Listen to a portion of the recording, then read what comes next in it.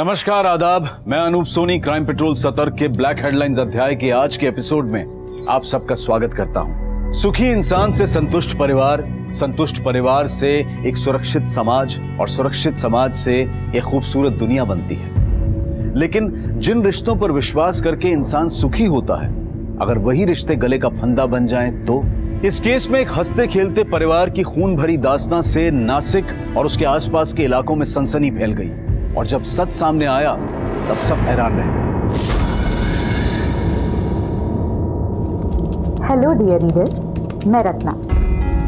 3 दिन के लंबे इंटरवल के बाद आज ब्लॉग लिखने का टाइम मिला। क्या करें, 16 साल 7 महीने और 3 दिन हो गए मेरी प्रमोशन को। मैं एक असिस्टेंट बैंक मैनेजर से फुल टाइम होम मेकर यानी गृहिणी बनी। ऑफिस का पहला प्रोजेक्ट याद रहे ना रहे, पर घर के सारे प्रोजेक्ट्स अच्छे से याद रहते हैं। मेरा पहला प्रोजेक्ट अब 16 साल का हो गया है। शैली नाम है उसका। मॉम, आपकी कॉफी। Thank you. पहले आई बोल। आई। और मेरा दूसरा प्रोजेक्ट 6 साल का हो गया है। इस प्रोजेक्ट का नाम है संजू। मम्मा, मेरा स्कूल बैग कहाँ है? लाइफ की भागदौड़ में अपनी बात आप तक पहुंचाकर मुझे बहुत सुकून मिलता है। मैडम, मेजरमेंट के लाए। आप कौन और मास्टर जी क्यों नहीं आए? मास्टर जी का तबीयत खराब है और मैं इनका भतीजा हूँ। आइए अंदर है। ये साड़ी रखी है, ये तो इसकी फॉल बीडिंग भी करनी है और जो इसमें ब्लाउज पीस है उसे शैली के लिए ब्लाउज सिलना है। मास्टर जी, आप मेजरमेंट लीजिए।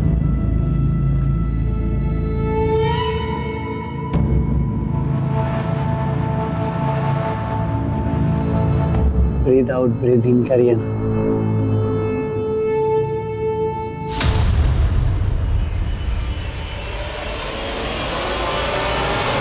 क्या बदतमीजी चीज है? हाँ? निकल जाए यहाँ से और दोबारा अपनी शक्ल मत दिखाना। निकल यहाँ से।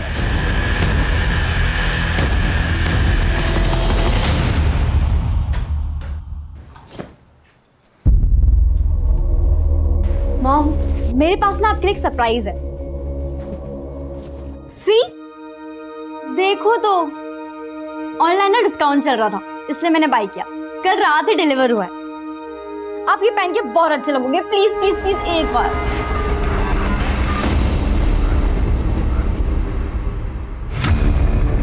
Hi baby. किसी को पता तो नहीं चला तुम मुझसे मिलने आ रही हो? बिल्कुल नहीं, मैंने डाउट नहीं होने दिया किसी को। No phone calls. यस।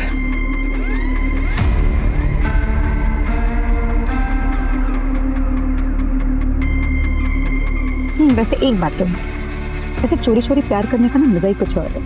कब तक हम इस तरह से वेट करते रहेंगे और चुप चुप करके मिलते रहेंगे?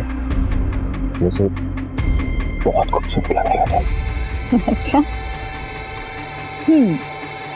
वैसे हस्बैंड ऑफिस गए और बच्चे भी बाहर हैं, तो क्या इरादा है?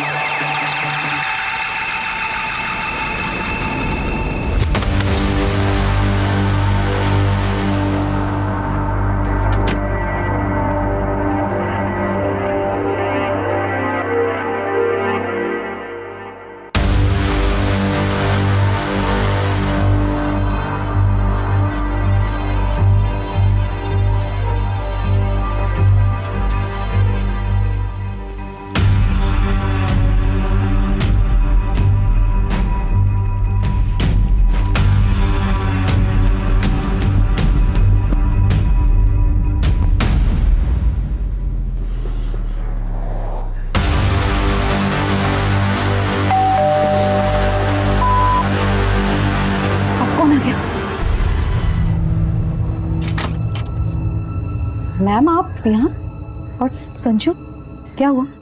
मैम, स्कूल से कब से कॉल किया जा रहा है आपको, आप कॉल पिक नहीं कर रहे हैं। वो एक्सट्रीमली सॉरी मैम, लेकिन क्या हुआ?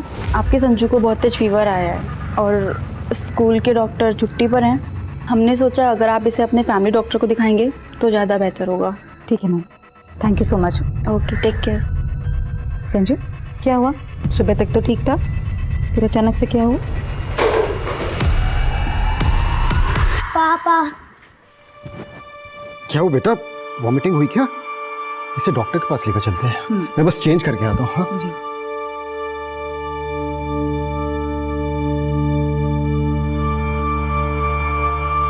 देखिए, घबराने की कोई बात नहीं।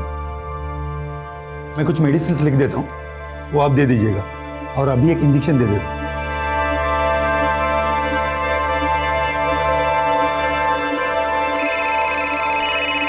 विजय का फोन आ रहा है। ठीक है, आप देखिए।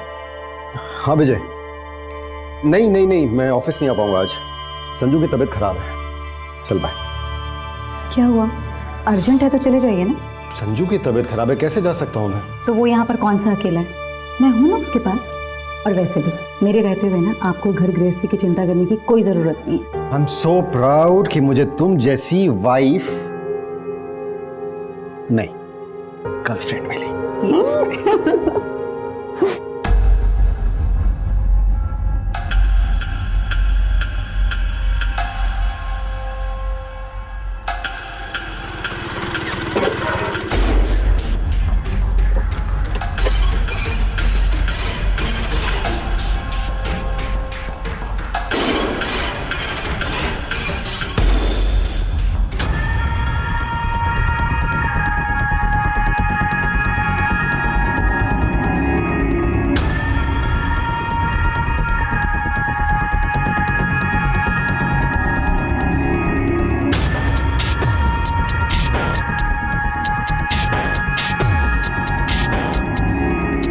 ओ लैला मजनू, इधर आओ। ये देखो इधर।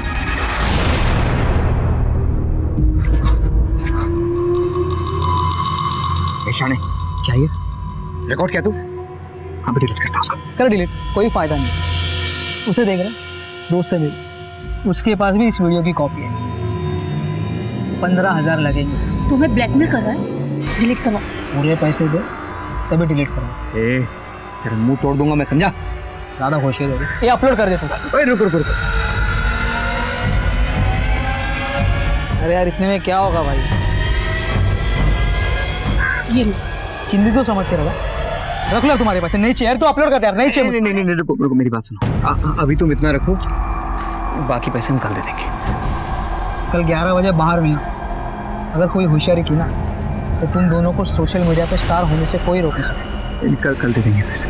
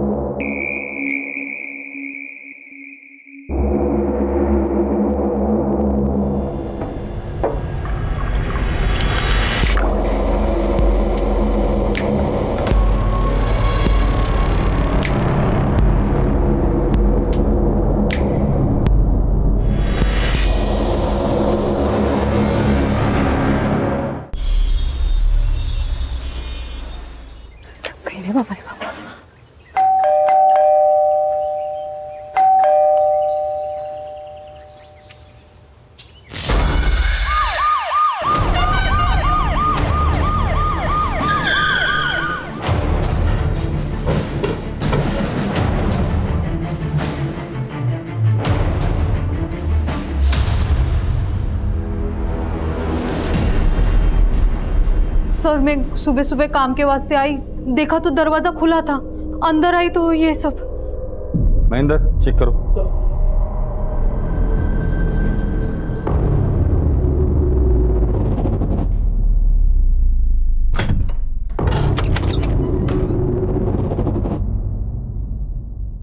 सांसें चल रही है सर। एम्बुलेंस बुलाओ जल्दी।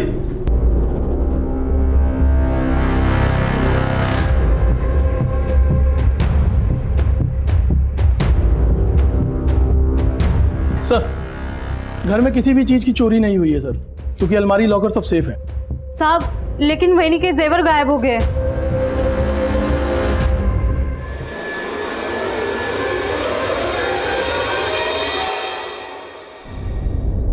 सर किचन में फ्रिज के अंदर और बाहर ब्लड स्टेंस मिले हैं।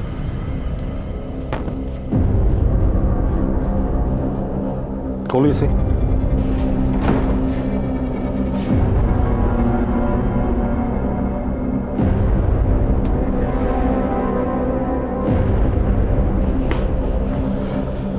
इनके अलावा घर में और कौन कौन रहता है? शैली मैडम। लेकिन साहब शैली मैडम कहाँ है? उसका कमरा कहाँ है? सर ऊपर है।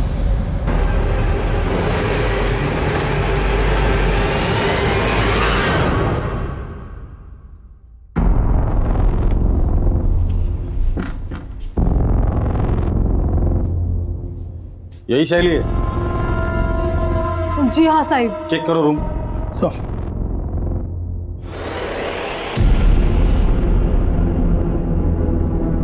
शैली का मोबाइल है? हाँ मैडम कोई लॉक है।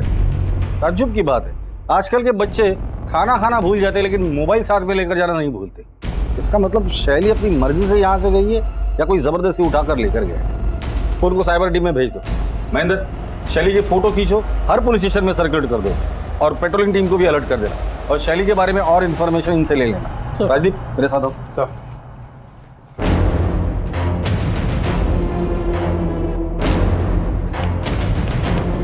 अभिषेक, आस पड़ोस में इस फैमिली के बारे में पूछताछ करो। सर बड़ा अजीब केस देखा ये। कातिल ने खून करने के बाद खूनी हाथ से शराब पी, फ्रिज खोला, खाना लिया, खाना खाया और चुपचाप चला गया। ये जरूर साइको किलर होगा जो खून करने के बाद अपने किए का जश्न मना कर गया है। काम करो, या जितने भी ब्लड सैंपल्स हैं सब जमा करो और लैब में भेज दो। इनके अलावा अगर कोई और ब्लड मिलता है तो वो कातिल का ब्लड होगा। सर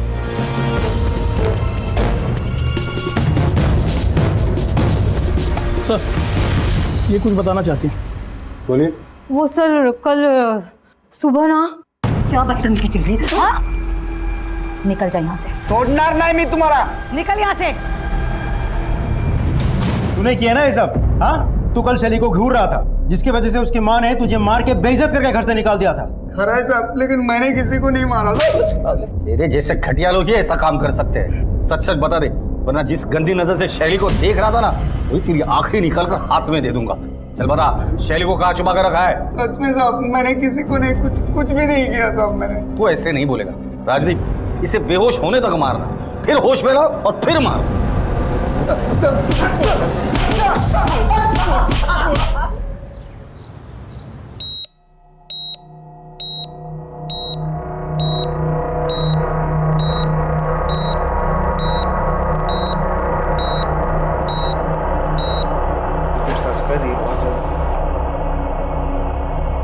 जी डॉक्टर साहब, पेशेंट की हालत कैसी है? सर, पेशेंट की हालत बहुत ही क्रिटिकल है, but we are trying our best.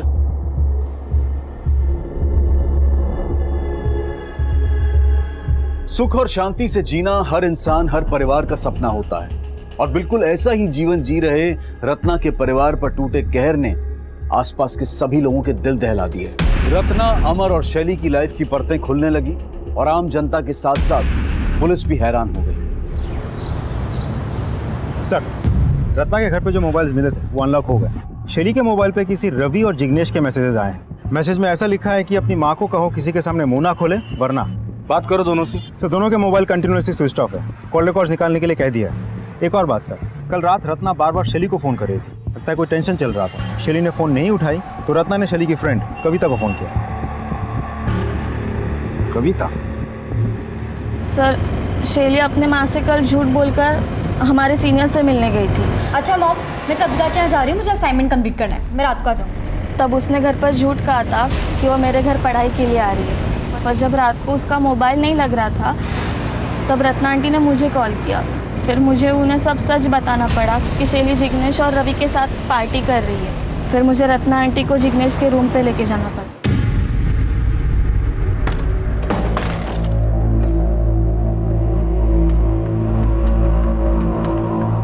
क्या चल रहा है यहाँ पर ये सब? हाँ, क्या कर रहे थे तुम मेरी बेटी के साथ? बोल दे, करे पूछ रही हूँ मैं तुमसे कुछ। शैली उठ बेटा, चल। एक बात और, जो हरकत तुम लोगों ने मेरी बेटी के साथ की है, दोबारा ये हरकत तुम लोग किसी भी लड़की के साथ ना कर सकते। इसलिए तुम्हारी इस करतूत के बारे में ना मैं सिर्फ तुम्हारे पेरेंट्स को नहीं कंप्लेन करूंगी, उसकी कंप्लेन मैं तुम लोगों के कॉलेज में करूंगी और पुलिस में करूंगी। चल।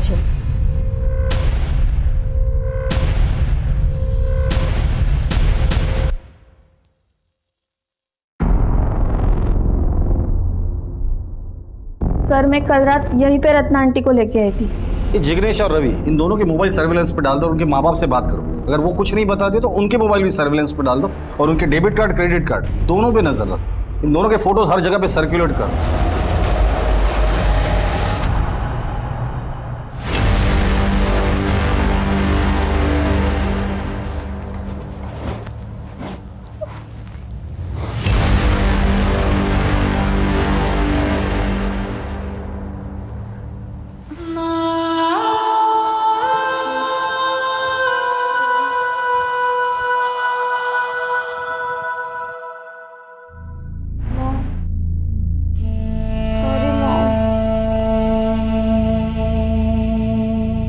जब तक तेरी आई जिंदा है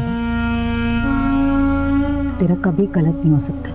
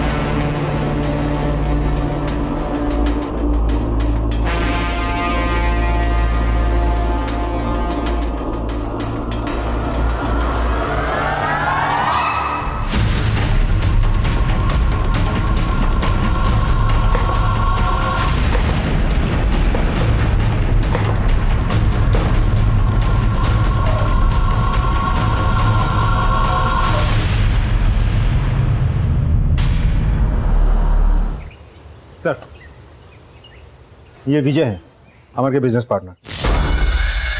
बस अब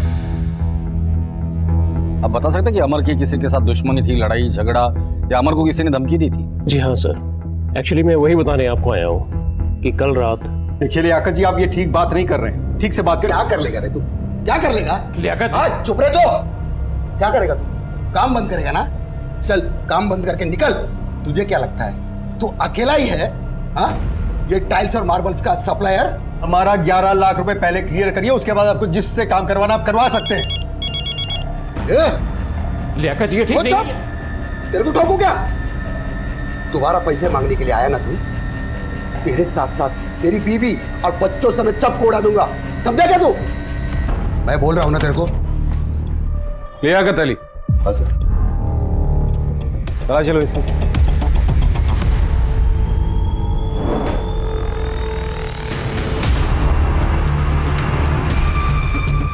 लाइसेंस है साहब, हमारे धंधे में इसकी जरूरत पड़ती है। खामोखाम आप लोग मुझे इस केस में घसीट रहे हो। सैलाब में भेजो।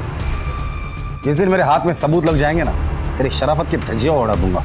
लियाकत अली, हमारे परमिशन के बगैर शहर छोड़कर जाने के बारे में सोचना भी मत।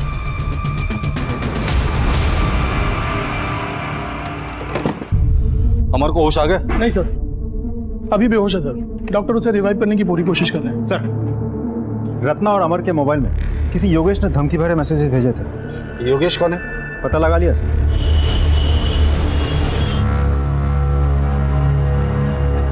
योगेश आपका बेटा है? नहीं साहब, हमारा बेटा नहीं। ये पिछले जन्म में हमने बहुत बड़ा कुछ पाप किया होगा, तो उसका बदला लेने के लिए इस जन्म में हमारे घर में पैदा हुआ। ओ बाबा, ओ बाबा, ओ कंजूस बुड्ढे, पैसे चाहिए मेरे को, पैसे दे, पैसे दे। चल काय झाला पोरे? तू खाना परोस चल। अरे कितनी बार तेरे को बोला, हाँ काहीतरी नोकरी कर, काम धंदा कर, ये धंदे छोड़ दे. फालतू शिकवायचं नाही मला. कत जायचं नाही माझ्या. ए बाबा, तेरे सामने हाथ जोड़ता हूँ, जा तू जा, निकल जाए यहाँ से. युग है ना, बाप मरने के बाद बेटे के नाम पे घर होता है, और कैसे होता है ना मेरे को अच्छी तरह से आता है. बताओ क्या, बताओ. योगेश की वजह से हम बदनाम हो चुके हैं. हमें शक है कि योगेश ने रत्ना नाम की औरत का रेप किया, मर्डर किया, उसके बेटे को मारा और उनकी जवान लड़कियों को अगवा किया. योगेश इस वक्त कहाँ है? मालूम नहीं सर. ये बीच में एक बार उसका कोई रात को दोस्त आया था, रात भर उन्होंने दारू पी, सुबह उठ के चले गए. दोस्त के साथ वो गया था, आप जानते हैं उसे? क्या उसकी शक्ल याद है? नहीं सर, माझ्या डोळ्यात मोठी बिंदू आहे, स्पष्ट दिसत नहीं. योगेश के बारे में अगर कुछ पता चलता है तो सबसे पहले आप हमें इन्फॉर्म करेंगे. जी सर. रत्ना मर्डर केस में योगेश प्राइम सस्पेक्ट. योगेश का मिलना बहुत जरूरी है. योगेश इस दोस्त के साथ गया था, अगर वो हमारे हाथ लग जाता है तो योगेश भी हाथ लग जाएगा. इस एरिया में जितने भी सीसीटीवीज है सबके फुटेज चेक करो, किसी न किसी फुटेज में ये दोनों जरूर दिखाई देंगे. सर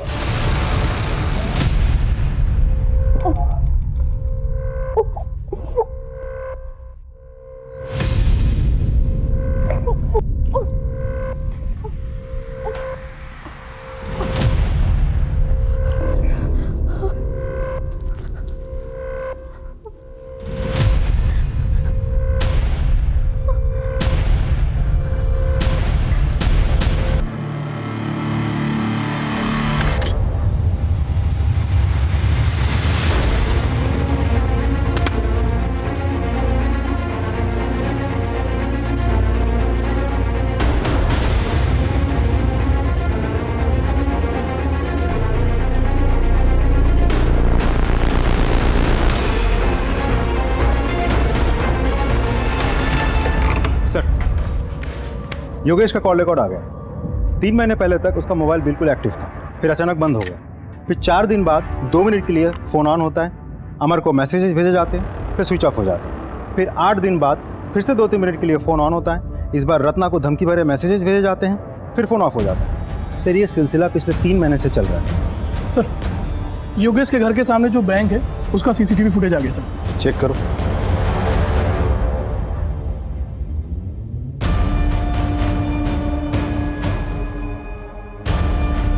यही वो आदमी जिसके साथ योगेश 3 महीने पहले कहीं चला गया था. इस आदमी के जरिए हम योगेश तक पहुंच सकते हैं. पता करो ये आदमी है कौन और कहाँ रहता है.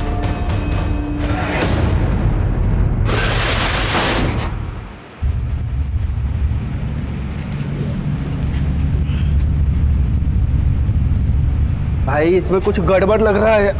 क्या गड़बड़ है? खून देख रहा है इसमें, बदबू भी बहुत आ रहा है. पुलिस है, देख क्या है.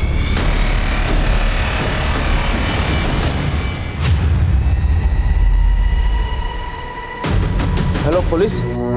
सर एबी रोड पे एक टेम्पो में लाश मिली है सर. वो लाश हमारे वहाँ दर्ज मिसिंग कंप्लेन की फ़ोटो के साथ मैच होती है. एक बात और सर, वो टेम्पो जिस मित्तल ट्रेडर के वहाँ से लोड हुआ था वो भी हमारे ही ज्यूरिडिक्शन में आता है. ठीक है राजीव सर, केस का चार्ज ले लो और जिन लोगों ने मिसिंग कंप्लेंट दर्ज की थी उनको बुलाकर बॉडी की शिनाख्त करवा.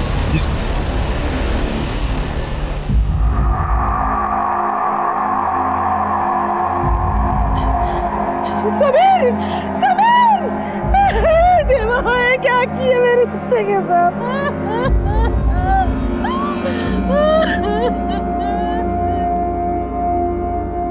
मैं आपका दर्द समझ सकता हूँ, पर तहकीकात तो हमें करनी ही पड़ेगी. समीर ने आपको कभी बताया था कि उसे कोई धमकी दे रहा है या उसका किसी के साथ लड़ाई झगड़ा ऐसा कुछ? नहीं साहब, ऐसा कुछ भी नहीं. हमें समीर के सामान की तलाशी लेनी होगी, शायद वहां से हमें कुछ क्लू मिल जाए. जी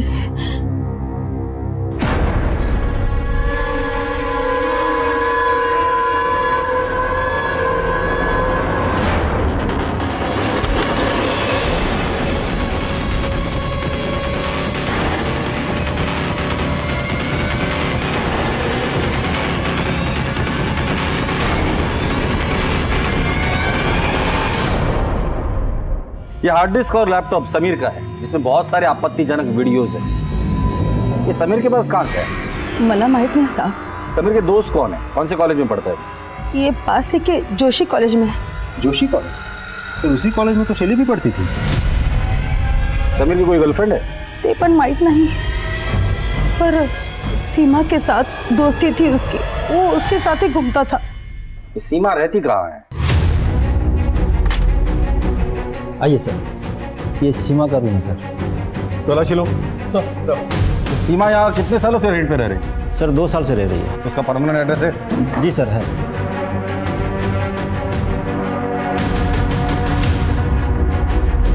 सर ये कैश मिला सर।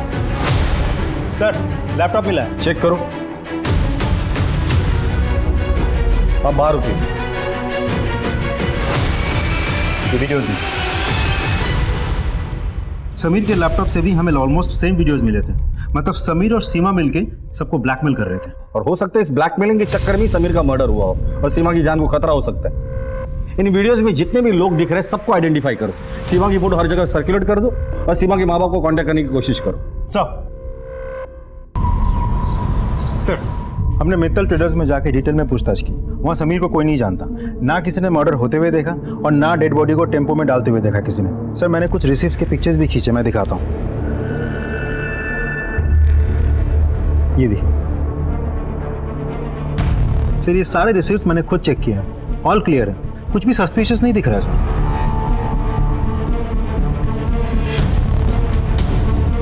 समीर और सीमा के पास जो वीडियोस मिले थे उसमें से लास्ट वाला वीडियो प्ले करो। पॉज करो। ये आदमी कौन है?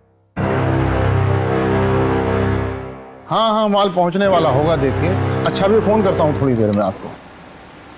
जी ये जो लड़का पीछे खड़ा है ये कौन है? अरे ये तो मेरा छोटा बेटा सूरज है। सूरज जी। समीर को क्यों मारा और सीमा कहाँ है? सर मैंने समीर को नहीं मारा सर, और मुझे नहीं पता कि सीमा किधर है। समीर के लैपटॉप में तुम्हारा एक एमएमएस मिला है। वो औरत कौन है? कौन है? सर वो मेरी दोस्त है, कंचन। कंचन जी, सीमा कहाँ है? सर मुझे नहीं मालूम है। सूरज तुम्हारे पिताजी के दुकान में लोड हुए टेम्पो में समीर की लाश मिली है। समीर को क्यों मारा, कहाँ मारा और कैसे मारा? सर हम सच कह रहे हैं, हमने समीर को नहीं मारा सर। हमने तो उसे पूरे पैसे भी दे दिए थे वीडियो डिलीट करने के। ठीक है अभिषेक, प्रीति, जब तक ये लोग सीमा का पता नहीं बताते इनकी अच्छे से खातिरदारी करना। सर हम सच बोल रहे हैं, हमें कुछ नहीं मालूम। हमें नहीं मालूम है। साहब मेरी बीबी को कब छोड़ देंगे आप? अभी पूछताछ चल रही है। लेकिन उसका कसूर क्या है? अब सुन नहीं पाएंगे। साहब बताइए ना। आपके बीवी का उसके दोस्त के साथ एमएमएस मिला है और जिन लोगों ने ये बनाया था एक का मर्डर हुआ है और दूसरी गायब है। सुन लिया आपने? अब जाइए। सर खबरी से पता चला है कि रत्ना की सुपारी निकली थी सर। फिर ये भी सुनने में आया कि सुपारी वापस हो गई। रत्ना की सुपारी? पर वो तो एक हाउस वाइफ है, उसकी सुपारी कौन देगा और क्यों देगा?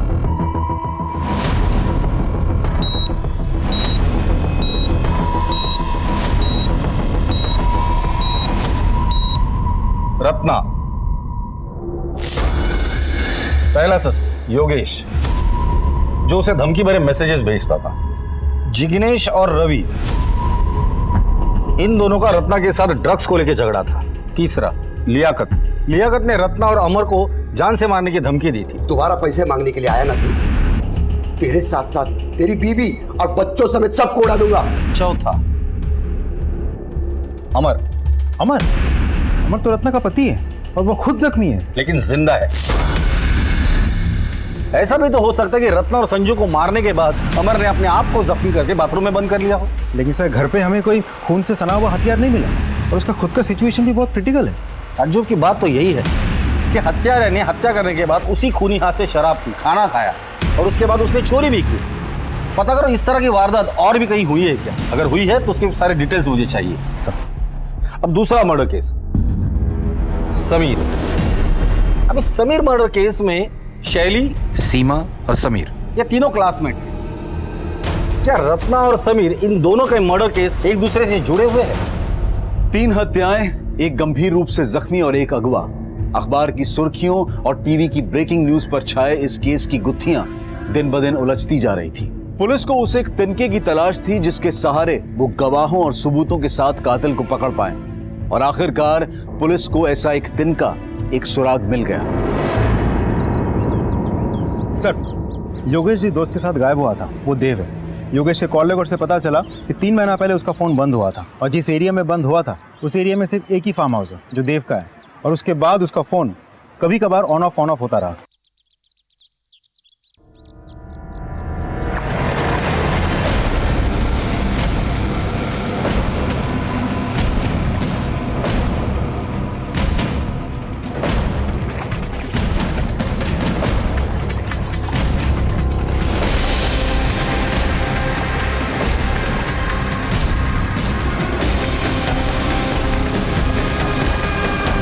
क्या आप योगेश को जानते हैं? जी, कॉलेज में हम लोग क्लासमेट थे।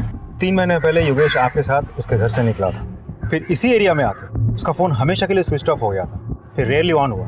ऐसा क्यों? हाँ, याद आया। हुआ यूँ था सर कि वो ऐसे ही तफरी करने आया था, उसकी मोबाइल की बैटरी ख़त्म हो गई थी। अब मेरा और उसका मोबाइल सेम तो था नहीं कि वो मेरा चार्जर यूज़ कर पाता। फिर उसके बाद वो उसी दिन वहाँ से चला गया। वैसे भी योगेश को मोबाइल की इतनी परवाह नहीं थी, बड़ा अजीब बंदा है। उसके बाद उसने मुझे कोई कांटेक्ट नहीं किया। एक आध बार मैंने ही उसका नंबर डायल किया था और मोबाइल स्विच ऑफ था। योगेश के फादर का कहना है कि वो मवाली या टपोरी टाइप का था। वैसे उसका अमर के साथ किस बात का झगड़ा था? ये बहुत पुरानी कहानी है सर। एक्चुअली कॉलेज में योगेश को रत्ना से प्यार हो गया, पर योगेश की गुंडागर्दी मारपीट के चलते रत्ना उसे कैसे चाहती। रत्ना को अमर अच्छा लगा और उससे प्यार हो गया और बाद में शादी कर ली। यही बात योगेश को बहुत बुरी लगी, तभी से वो जिल्टेड लवर बन गया। सोचा नहीं था कि कॉलेज की दुश्मनी अभी तक चलेगी और रत्ना का वो मर्डर कर देगा और अमर पर भी जानलेवा हमला करेगा। योगेश अगर आपको कांटेक्ट करता है या उसके बारे में आपको कुछ भी पता चलता है तो सबसे पहले आप हमें इन्फॉर्म करें। जी सर। Thank you. हेलो, हाँ, ओके सर। जिग्नेश के पिताजी ने इगतपुर के एक लॉज में 40,000 रुपये ट्रांसफर किए हैं। प्रशांत, गाड़ी घुमाओ।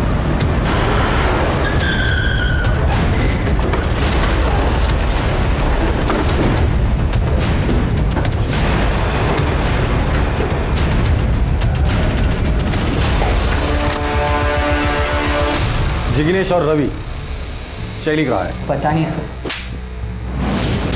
तुझे तो पता होगा ना? नहीं सर, मुझे नहीं पता है। नहीं पता? ले चलो दोनों को। सर बात तो सुनिए सर। रत्ना का मर्डर हमने नहीं किया सर। सर मैं खरे सांगतो मर्डर का न्यूज़ सुनकर हम दोनों वहाँ से भाग गए थे। सर हमें लगा हमारे मैसेजेस देख के आपको डाउट होगा, इसके लिए सर हमने अपने पेरेंट्स से बात की थी, उन्होंने ही हमें ये लॉज में छिपाया था। और शैली को कहाँ छिपाया?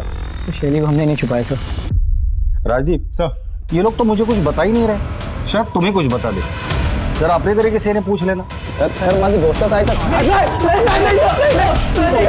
सर कल हम डिस्ट्रिक्ट कोर्ट गए थे एक पेशी के लिए। वहाँ विजयनगर और संभाजी नगर पुलिस स्टेशन के कांस्टेबल्स कह रहे थे कि उनके एरिया में एक सिमिलर केस हुआ है, जहाँ एक हत्यारे ने महिला के साथ रेप किया, हत्या की, शरीर के सारे गहने चुराए, आराम से खाना पीना खत्म किया और निकल गया। ये दोनों केसेस की फाइल मंगा लो और ये दोनों केसेस में जो हस्बैंड है उनको भी बुलाओ। सर केस जल्द से जल्द क्रैक करना होगा। Right sir. Ratna murder case की छानबीन चल ही रही थी कि तभी पुलिस को एक और लाश मिली। फोन किसने किया था? सर मैंने किया था। राजीव अंदर जाके देखो कुछ मिलता है क्या? सर किसकी बॉडी है ये? सर मुझे नहीं पता था, 15 दिन पहले ही मुझे कोर्ट से इसका कब्जा मिला है। सर योगेश जोशी का ड्राइविंग लाइसेंस है। रत्ना मर्डर केस में हमें इसी की तलाश थी। हम इसे प्राइम सस्पेक्ट समझ रहे थे, ये तो खुद विक्टिम निकला। तो फिर रत्ना को किसने मारा और इसको किसने मारा? बॉडी को पोस्टमार्टम के लिए भेज दो और इस बॉडी के डीएनए इसके फैमिली के साथ मैच करके देखो। सर इससे पहले इस जमीन का मालिक कौन था?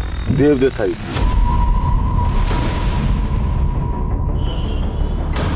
देखो सब अजब इत्तेफाक है। 3 महीने पहले योगेश गायब होता है, आखिरी बार आपके साथ था। फिर योगेश का फोन बंद होता है आप ही के यहाँ पर। अब योगेश की लाश मिल गई, वो भी ऐसी जमीन पर जिस पर आपका कब्जा था। अब तो बताइए योगेश को क्यों मारा? मैंने योगेश को नहीं मारा। राजदीप घर की तलाशी लो। सर आप बिना वारंट के अंदर नहीं जा सकते।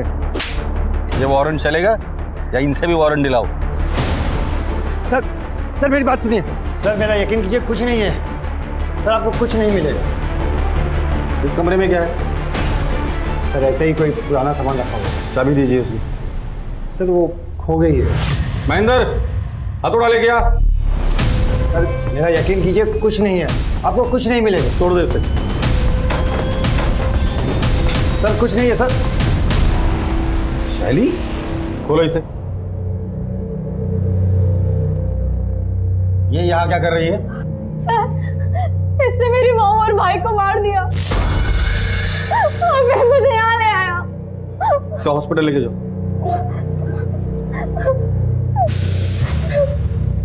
सर उसे गलतफहमी हुई है, मैंने रत्ना और संजू को नहीं मारा। इतनी रात तो अमर के घर पे क्या करने गया था? सर इन सब के पीछे अमर का ही हाथ है। अमर ने ही मुझे रत्ना को मारने के लिए कहा था। उस रात जब मैं उसके घर पहुंचा तो पहले से ही किसी ने रत्ना को मार डाला था और साथ में संजू को भी। अचानक शैली रूम से बाहर आई और वो मुझे हत्यारा समझने लगी।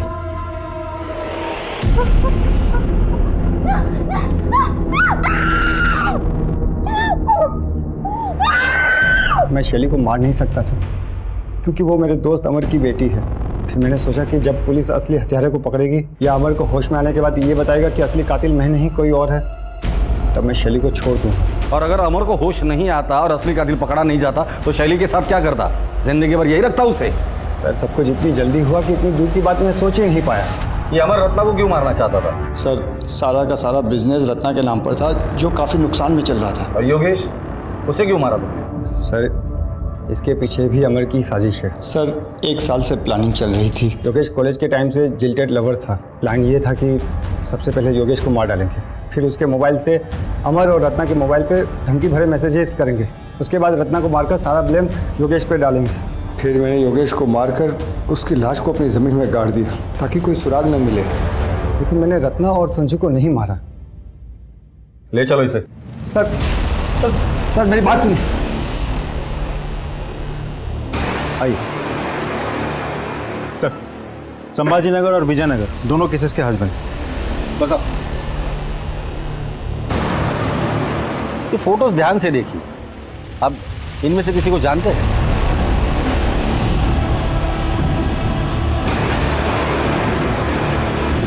नहीं सर। नहीं सर। आपकी पत्नी की 4 महीने पहले हत्या हुई थी ना? जी साहब। क्या हुआ? साहब हम नए नए नासिक शहर में आए थे। मैं कुछ काम से घर से बाहर गया, वापस आकर देखा तो मेरी बीवी की हत्या हो चुकी थी साहब। जिस दिन मर्डर हुआ था उसके पहले क्या हुआ? गोदावरी में नहाने के लिए गए थे तो बच्चे को बुखार आया, तो यहीं डॉक्टर जय के क्लिनिक में लेकर गए थे उसका इलाज के लिए, और उसी रात मेरी बीवी और मेरे बेटे की हत्या हुई थी सर। आपकी बीवी की 1.5 महीने पहले हत्या हुई थी ना? जी सर। क्या हुआ?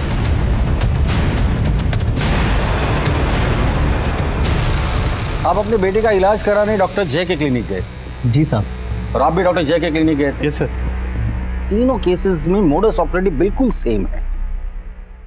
अब तो ये डॉक्टर जय ही हमें बताएगा इन तीनों मर्डर से उसका क्या कनेक्शन है। डॉक्टर साहब, पिछले कुछ दिनों से शहर में अजीब सिलसिला शुरू है। संध्या अपने बच्चे के साथ आपके क्लिनिक में आती है, उसी रात संध्या के साथ रेप होता है और उसका मर्डर हो जाता है। फिर पूनम अपने बच्चे के साथ आपके क्लिनिक में आती है, उसी रात पूनम के साथ भी उसका रेप होता है, उसका मर्डर हो जाता है। फिर रत्ना आपके क्लिनिक में आती है और उसी रात रत्ना का भी रेप होता है और उसका मर्डर हो जाता है। तीनों केसेस में मोडस ऑपरेंडी सेम है। कातिल पहले रेप करता है, फिर मर्डर, फिर उसी घर में शराब पीता है, खाना खाता है और चला जाता है। और हमने सुना है आपको भी खाने पीने का बहुत शौक है। देखिए साहब, मैं एक डॉक्टर हूँ, कोई कातिल नहीं। लोगों को बचाना मेरा काम है, उनको मारना नहीं। रत्ना का मर्डर जिस दिन हुआ था उस रात आप कहाँ थे? सर मैं कॉन्फ्रेंस में था। आपके क्लिनिक में और कौन कौन काम करता है? एक कंपाउंडर और एक नर्स। ठीक है, जरूरत पड़ेगी तो दोबारा आएगी। इन्वेस्टिगेशन में हर दिन एक नया मोड़ आ रहा था। जांच का दायरा बढ़ता जा रहा था। संदिग्ध बहुत सारे थे लेकिन पुख्ता सबूतों के साथ हत्यारा नहीं मिल रहा था। और फिर पुलिस ने ऐसा पासा फेंका कि हत्यारा जाल में फंस गया।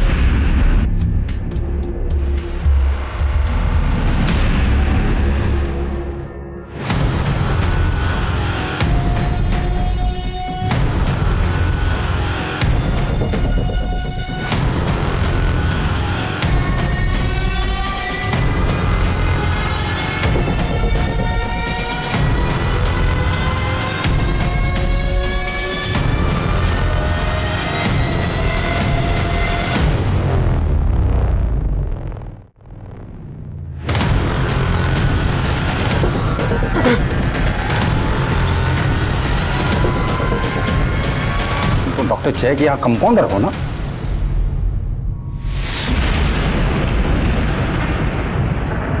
साहब, मैं बहुत सीधा साधा आदमी हूँ। मैं सीधी सादी जिंदगी चाहता था। मैं जब काम करके घर जाता था कि मेरी बीबी मुझसे 2 मीठे बोल बोले, प्यार मोहब्बत से बात करे। मेरी गलत लड़की शादी हो गई थी, सब जीना हराम हो गया था। वो चाहती थी कि उसका पति दिन रात मेहनत करके उसके हाथ में पैसे दे। तुम्हारी तनख्वाही कितनी है जो तुम मुझे दोगे, उसमें से भी काट कर? पिछले महीने भी तो दिया था तुमको, कुछ बचे हो? हाँ, तो पिछले महीने क्या कितना दे दिया था? अरे मेरी तो किस्मत ही फूटी है जो तुमसे शादी हुई मेरी। हाँ, तो कमाते हो अच्छा, न शक्ल अच्छी है, नहीं रहना है मुझे तुम्हारे साथ। उसको मेरा चेहरा, मेरा शरीर, मेरा घर, मेरा कपड़ा, मेरा विचार कुछ भी नहीं पसंद आता था। क्लिनिक में जब भी मैं किसी औरत को देखता कि वो अपने पति को प्यार से उसका ख्याल रख रही है तो मुझे जलन होने लगती थी। मैं उसको पाने के लिए बेचैन हो जाता। इसलिए केस पेपर से उसका एड्रेस लेके मैं उसके घर पहुंच जाता था। सोनिया और पूनम से मैंने खूब मजा लिया, लेकिन रत्ना के केस में मुझसे गड़बड़ी हो गई।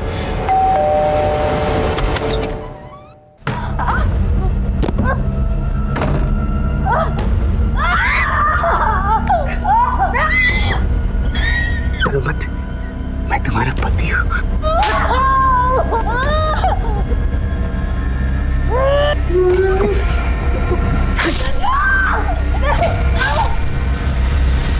कुछ देर के लिए मुझे ऐसा लगता कि वो मेरा ही घर है, वो मेरी पत्नी, और मार देता था क्योंकि और किसी और की नहीं हो सकती। खाता पीता खूब एंजॉय करता। खा पी के जब मैं घर से बाहर जाने लगा तभी उसका पति आ गया। तुम? रत्ना? संजू! रत्ना! संजू!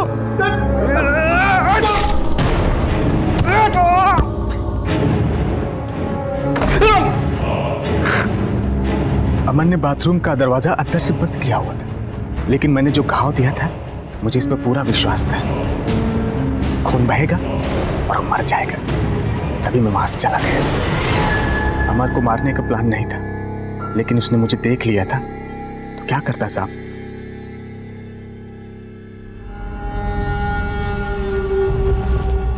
ये पेंडेंट तो हमने सीमा के गले में देखा था, हमने उसके फोटो में देखा था। जी सर। एक मिनट, समीर और सीमा तुम्हारी बीवी को ब्लैकमेल कर रहे थे। समीर का मर्डर हो गया और सीमा गायब है। इन सब के पीछे तू ही तो नहीं है? बोल।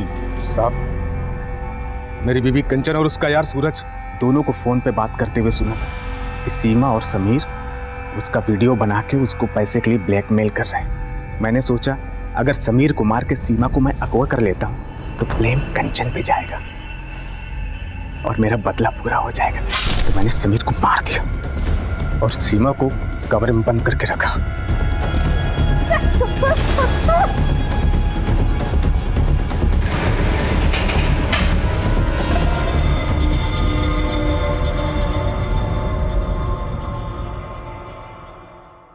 अधूरे सपने अच्छे इंसान को फिर से संघर्ष करने की प्रेरणा देते हैं, लेकिन अगर उसका दिमाग, उसका मन ईर्ष्या से ग्रसित हो जाए तो वो उसे गुनाह के रास्ते पर ले जाते हैं। भागीरथ के साथ यही हुआ था।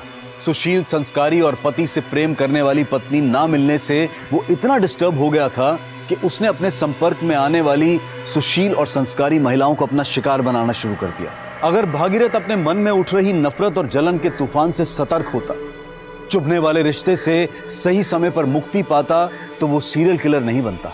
भागीरथ, समीर, सीमा और देव को अपने गुनाहों की सजा मिली और अमर ने भी अपने किए का मोल चुकाया। अब मैं अनूप सोनी आपसे विदा लेता हूं। फिर मुलाकात होगी क्राइम पेट्रोल सतर्क के ब्लैक हेडलाइंस अध्याय में एक और नए केस के साथ। और याद रखें, क्राइम और आपके बीच में सिर्फ इतना फर्क है कि आप कितने सतर्क हैं। सतर्क रहें, सुरक्षित रहें। जय।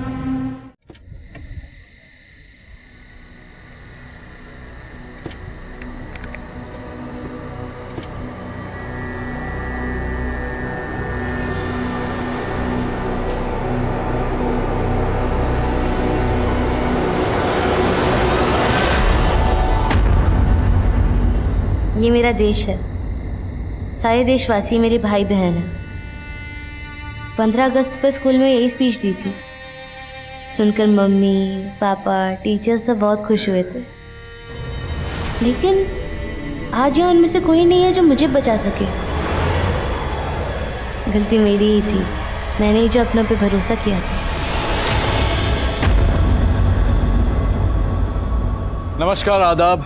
मैं अनूप सोनी क्राइम पेट्रोल सतर्क के ब्लैक हेडलाइंस अध्याय के आज के एपिसोड में आप सबका स्वागत करता हूं।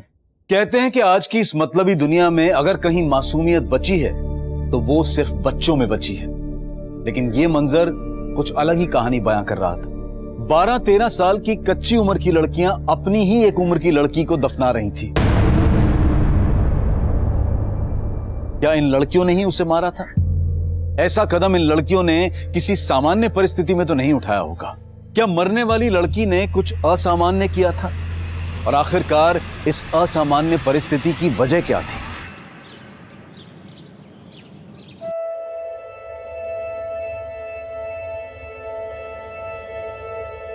हैप्पी बर्थडे खुशी। देखो देखो हम तुम्हारे लिए क्या लेकर आए हैं। तुम्हारा एकदम फेवरेट गिफ्ट। इसको आंख बंद करके खोलना। चलो आंख बंद करो। हाँ खोलो। दादू हम बाद में खोल लेंगे।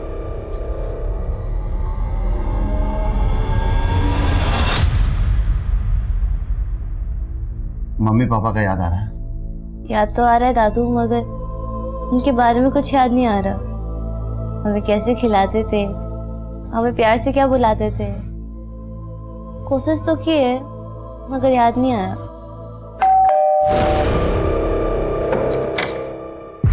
नमस्कार जगमोहन जी, क्या हाल है? सुने पोती का जन्मदिन है आज। ए बेटा इधर आओ, देखो कितना बढ़िया गिफ्ट लाए हैं तुम्हारे लिए। ले लो, देखो देखो, ले लो बेटा। बहुत प्यारी बच्ची है। ए बेटा तुम जाओ अंदर जाओ। और आप क्या आए यहाँ? आपका ऑटोग्राफ लेने। आप हमारे लिए कोनो फिल्म स्टार से कम थोड़े ही हैं। ए जगमोहन जी, आज बहुत शुभ दिन है, मान लीजिए हमारी बात, साइन कर दीजिए ना। सिन्हा जी, हम कितनी बार आपसे कह चुके हैं कि हम ये घर नहीं बेचें।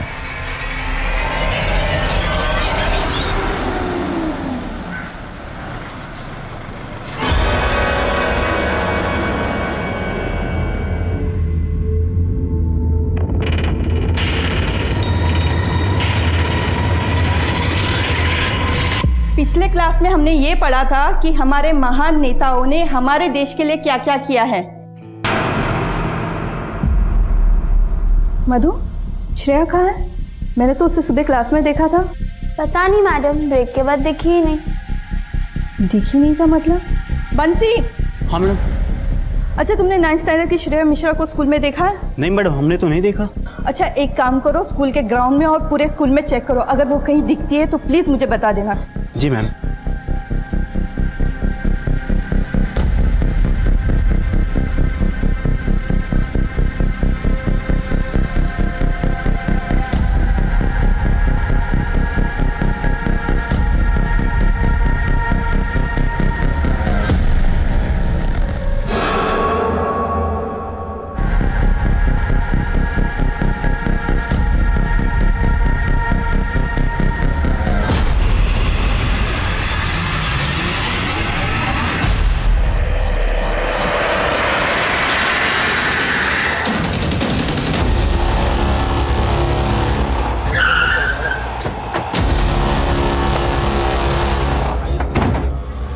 पीछे हो जाइए, पीछे हटिए, पीछे पीछे पीछे।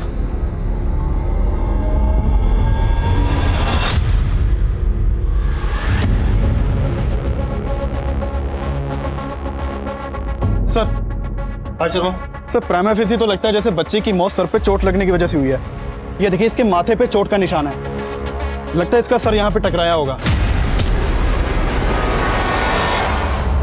शर्मा, बॉडी को पोस्टमार्टम के लिए भेजो और इस बच्ची के माँ बाप से कांटेक्ट करो। सर, हमने इन्फॉर्म किया इसके पेरेंट्स को। आप कौन? जी, हम प्रजक्ता मंडल, इस स्कूल के प्रिंसिपल। लेकिन श्रेया यहाँ बैक गेट पर करने क्या आई थी? आपके स्टाफ का भी कहना है कि ये दरवाज़ा बंद रहता है और स्टूडेंट्स भी यहाँ आते जाते नहीं है। सर, हमें नहीं पता, हम सब इसी बात से हैरान हैं। लेकिन किसी ने तो श्रेया को यहाँ आते हुए देखा। हमारी बिटिया क्या होगा? बिटिया हमारी आपकी जिम्मेदारी थी हमारी बच्ची का ख्याल रखने का, इसकी जिम्मेदार आप हैं। आइए प्राजक्ता जी, इस गेट की चाबी जिसके पास रहती है या जिसके पास आ सकती है, मुझे उन सबसे पूछताछ करनी है। पुलिस श्रेया के कातिल को ढूंढने में लगी हुई थी और इसी दौरान शहर में एक और चौंकाने वाली घटना घट चुकी थी। साहब, खुशी नाम है हमारी पोती का।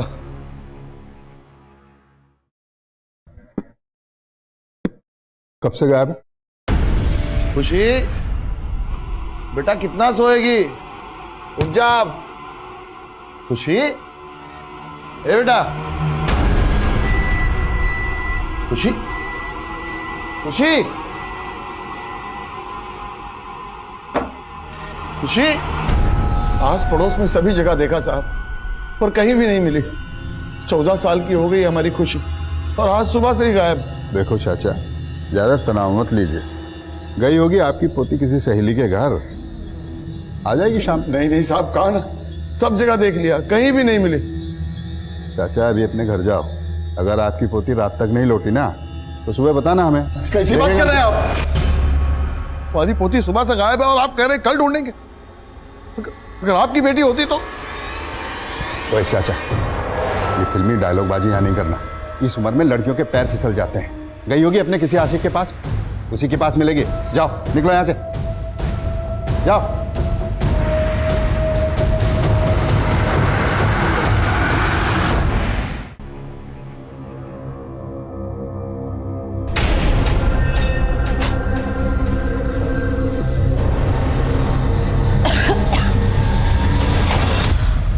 श्रेया के कातिल के बारे में कुछ पता चला क्या? दवाई ली तुम? दवाई का छोड़िए, हम क्या कहते हैं, हमें नहीं लगता है पुलिस वालों से कुछ हो पाएगा। हमें ही किसी बड़े अफसर से बात करना होगा। संभालो अपने आप को। देखो, अब हम कुछ भी कर लें, श्रेया तो वापस नहीं आएगी ना। बेहतर यही होगा कि तुम श्रेया को भूल जाओ। सर, श्रेया की पोस्टमार्टम रिपोर्ट के मुताबिक श्रेया की मौत सर पे चोट लगने की वजह से ही हुई थी। सेक्सुअल असॉल्ट का कोई क्लू? नहीं सर। एक स्कूल जाने वाली बच्ची को उसी के स्कूल में कोई क्यों मारेगा? स्कूल के पीछे वाले गेट की चाबी जिन 4 लोगों के पास थी, उनसे बात हुई? सर, 3 लोगों से तो बात हो चुकी है, लेकिन चौथे शख्स से बात नहीं हुई। स्कूल का स्वीपर प्रकाश कुमार, जिस दिन श्रेया का मर्डर हुआ उसी दिन से गायब है। उसका फोन ट्रैकिंग पे डालो। सर, मैंने फोन ट्रैक किया, उसका फोन भी श्रेया के मर्डर वाले दिन से ही बंद है। शर्मा, ये इत्तेफाक नहीं हो सकता। जिस दिन उस बच्ची श्रेया का मर्डर हुआ उसी दिन से ये स्वीपर प्रकाश भी गायब है। एक काम करो, इस प्रकाश की कुंडली निकलवाओ और अपने खबरियों से बोलो काम पे लग जाए। फाइनली एक सस्पेक्ट तो मिला हमें। सर, सस्पेक्ट तो एक और भी है, श्रेया का फादर मिलिंद। कोई खास वजह? श्रेया को ब्रोन का टेस्ट था और इस बीमारी के चलते अक्सर सांस लेने में तकलीफ होती है। सर, श्रेया कई बार हॉस्पिटल में एडमिट भी रह चुकी है। सर, इस बीमारी के ट्रीटमेंट में काफी खर्चा आता है।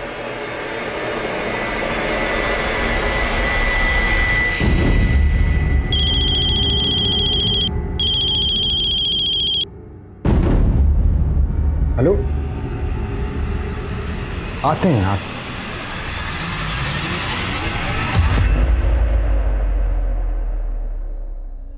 एक खुशी है लेकिन कुछ नहीं। और अब आए खुशी के जादू। अब खुशी खुश हो गई है ना। देखो बेटा, अब ऐसे ही हम लोग एक साथ हमेशा खुश रहेंगे। अगर ऐसे ही साथ रहेंगे तो बोर्डिंग स्कूल काहे भेज रहे हो हमें? हमारे यहाँ के सारे दोस्त हमसे दूर हो जाएंगे और हमें आपको छोड़ के नहीं जाना है। हम इस स्कूल में नहीं पढ़ सकते का? खुशी बेटा, तुमको अपने से दूर करना का हमको अच्छा लगता है, पर क्या करें, मजबूरी है हमारी। अब हम बूढ़े हो रहे हैं, हाँ, और ठीक से तुम्हारा परवरिश भी नहीं कर पा रहे हैं। दादू, हम कुछ नहीं जानते। हम आपको और अपने दोस्तों को छोड़कर ना कहीं नहीं जाएंगे, बता दे रहे हैं।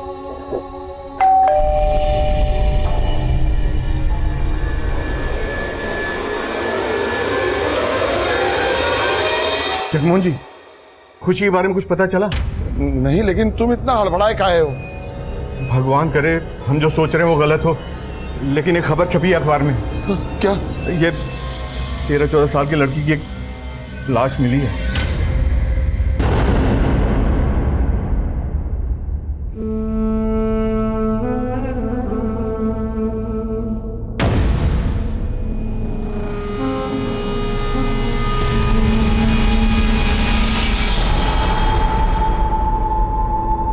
ये हमारी खुशी नहीं है।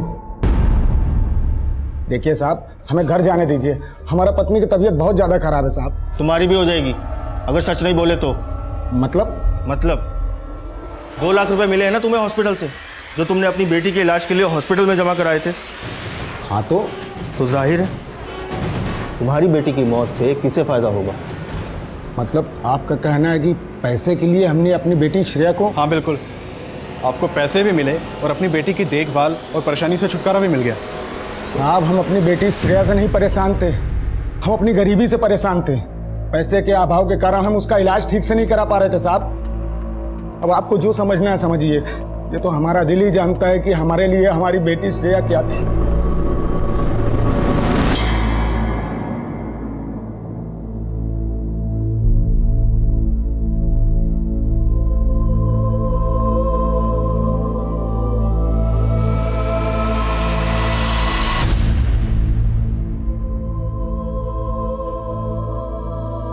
अरे वाह खुशी, तुम तो बहुत अच्छा ड्राइंग बनाती हो। दादू, ड्राइंग नहीं, ड्राइंग होता है। ठीक है बेटा, जो भी होता है, और बनाते बहुत अच्छा हो।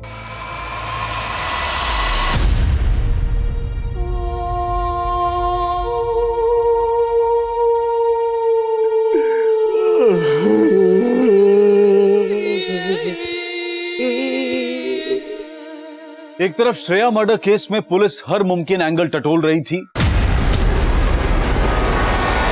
और वहीं दूसरी तरफ खुशी मिसिंग केस। खुशी के दादा जगमोहन की लाख कोशिशों के बावजूद भी यह केस अब तक रजिस्टर नहीं हो पाया था। लेकिन खुशी के दादा ने हिम्मत नहीं हारी और वो अकेले ही अपनी पोती की तलाश में निकल पड़े।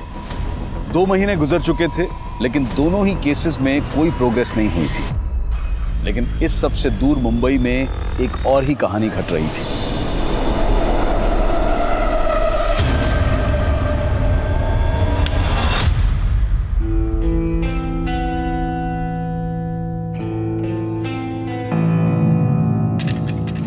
कैसा लगा? ये सब कुछ तुम्हारे लिए किया है। बहुत अच्छा है, it's amazing. A rose for my beautiful rose. मेरे लिए? Thank you.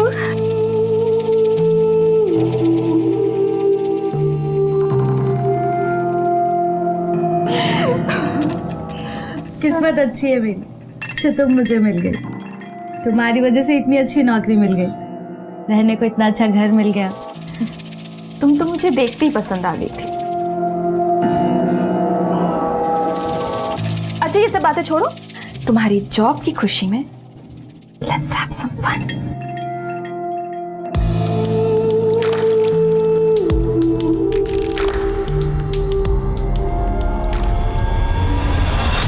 कोलकाता? तुम्हें कैसे पता चला तुम्हारी पोती कोलकाता में? हम खुद पता किए हैं साहब।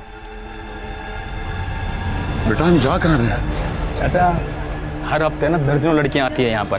पिछले 2 महीने में जितनी भी लड़कियां उठाई गई है ना, सबको पार्सल से पहले एक जगह पे रखा जाता है, वहीं लेके जा रहा हूँ। चलिए।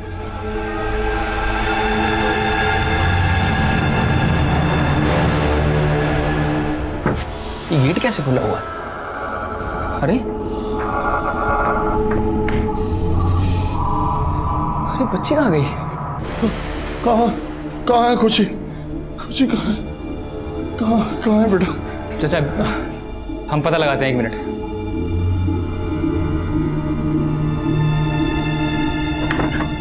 हेलो, हाँ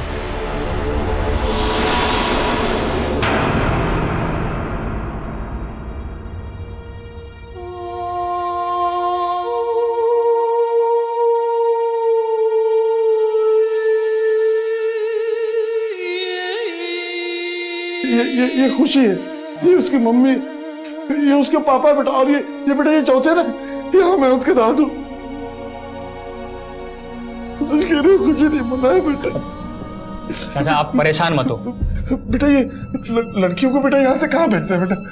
दिल्ली, मुंबई, बैंगलोर और विदेशों में भी। नहीं लेकिन हाँ, 2 दिन पहले जो ये लॉट भेजा गया है ना, ये कोलकाता भेजा है। वाह चाचा, खुद ही पता निकाल लिया। एक काम करो, जासूसी का काम चालू कर दो अच्छा चलेगा? आप अपना किसी बड़े अधिकारी से हमारा एक बार बात करा सकते हैं। कोई फायदा नहीं होगा। ये तो बात, अरे बोल दिया ना भैया, कोई फायदा नहीं होगा। बड़े साहब के पास में इतना टाइम नहीं है। वैसे तुम्हारी पोती अपनी मर्जी से भागी, ऐसे कोठे पे क्यों पहुंच जाएगा? ये क्या कह रहे हैं आप? भाई जिस लड़के के साथ वो भागी है ना, उसी ने बेच दिया होगा उसको।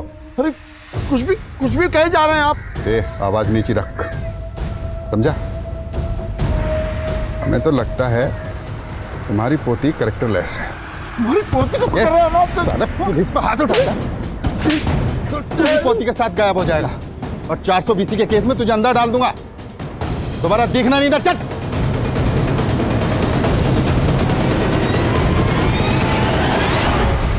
पुलिस कांस्टेबल ने खुशी के दादा के साथ जो बदसलूकी की थी उसका वीडियो देखते ही देखते पूरे शहर में वायरल हो गया। हम खुद को बहुत बेबस महसूस कर रहे हैं। आप लोगों से विनती है कि हमारी खुशी को ढूंढने में आप हमारी मदद करें। ये उसका फोटो। देखा आपने किस तरह से एक सीनियर सिटीजन सिस्टम के हाथों परेशान हो चुका है। न्यूज़पेपर और टीवी में भी इसका संज्ञान लिया गया। पुलिस पर प्रेशर इस कदर बढ़ा कि खुद पुलिस कमिश्नर को इसमें हस्तक्षेप करना पड़ा। उस कांस्टेबल को सस्पेंड कर दिया गया और जिस केस को अब तक रजिस्टर भी नहीं किया गया था उसे टॉप प्रायोरिटी पर रखकर क्राइम ब्रांच को सौंप दिया गया।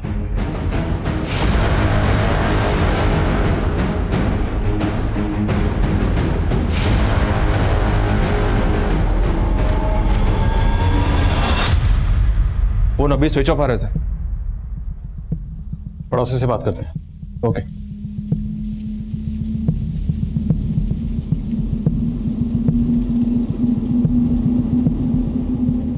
कोलकाता। जी साहब, बेचारे जगमोहन जी खुशी को ढूंढते हुए रेड लाइट एरिया तक पहुंच गए थे।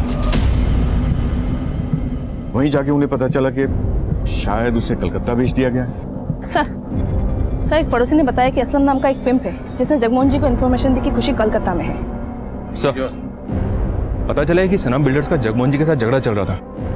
हमको पता है कि मोहल्ले के लोग आपके दबाव में साइन कर दिए, लेकिन हम आपके दबाव में नहीं आएंगे।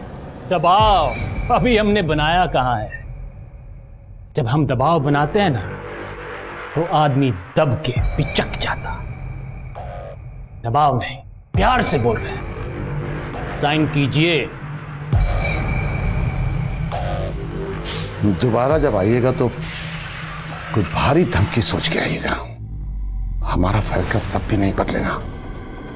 हम ये प्रॉपर्टी नहीं बेचेंगे।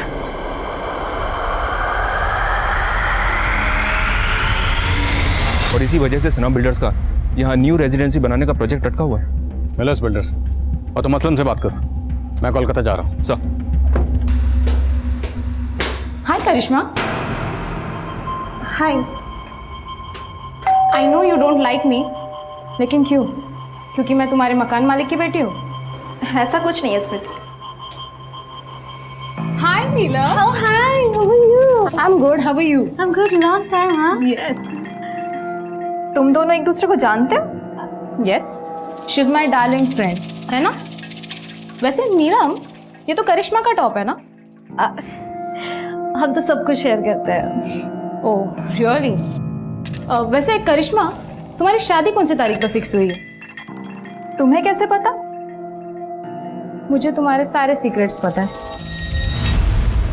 ए दरोगा बाबू, हम यहाँ के इज्जतदार बिल्डर हैं, ठीक है? हमारे खिलाफ ऐसा घटिया इल्जाम लगाने का सोचेगा भी नहीं। बहुत बड़ा मिस्टेक कर रहे हैं आप। मिस्टेक तो आपसे हो गई है सना साहब, टाइमिंग की। क्योंकि जिस दिन खुशी गायब हुई उसी दिन आपने मोहल्ले में रोड मैपिंग का काम शुरू करवा दिया। अब ये इत्तेफाक तो नहीं हो सकता। तो क्या लगता है आपको, साजिश है? किसका? हम काम इसलिए शुरू कराए थे काहे कि हमारा पंडित जी बोले थे शुभ मुहूर्त है, हाथ से जाना नहीं चाहिए। अब जगमोहन जी को तो हम मोल भाव करके आज नहीं तो कल मना ही लेते। हम बिल्डर आदमी हैं, मकान बनाते हैं, किडनैपिंग का मंसूबा नहीं। हो गया बातचीत। अब हम आपका किसी भी सवाल का जवाब नहीं देंगे। आपको जो भी पूछना हो हमारा वकील के सामने पूछिएगा। चलते हैं।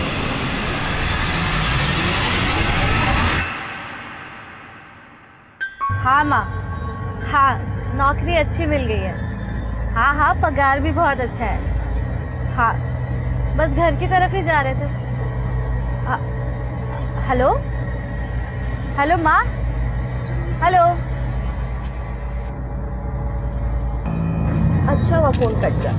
मुझसे बात करो। सच कह रहे हो, मेरी लाइफ का नहीं ये बेस्ट फेज है। भैया कितना हुआ?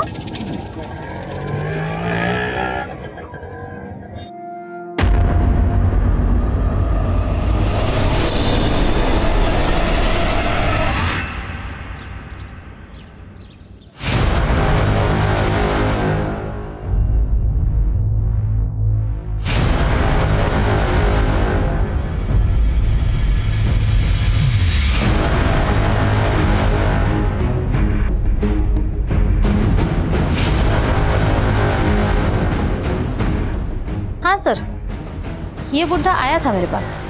ये हमारी पोती है खुशी। तुमने इसे कहीं देखा है बेटी?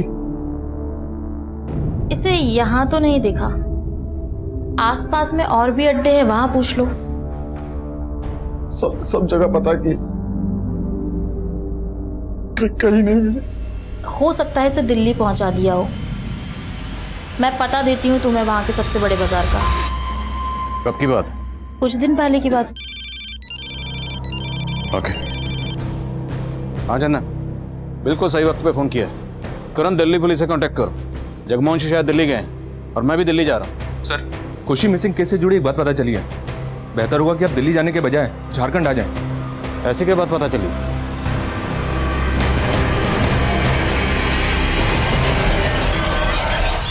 खुशी की क्लासमेट श्रेया मिश्रा का मर्डर होता है, वो भी ठीक उसी दिन जिस दिन खुशी गायब हुई।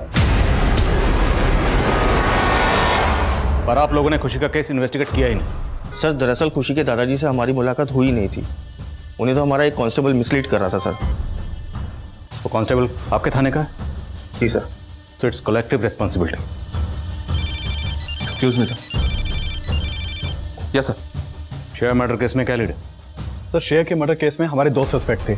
एक स्कूल का स्वीपर प्रकाश कुमार, लेकिन वो कभी हमारे हाथ ही नहीं लगा। दूसरा श्रेया के पिता मिलिंद मिश्रा। रोशनी जी सर। ट्रैक डाउन करो इस प्रकाश कुमार को। ओके। मिलिंद मिश्रा रहता कहाँ? सर, दिल्ली से इंस्पेक्टर जॉन का फोन था। जगमोहन जी दिल्ली गए थे, लेकिन वहां से उन्हें कोई ऐसी इन्फॉर्मेशन मिली जिसकी वजह से वो मुंबई गए।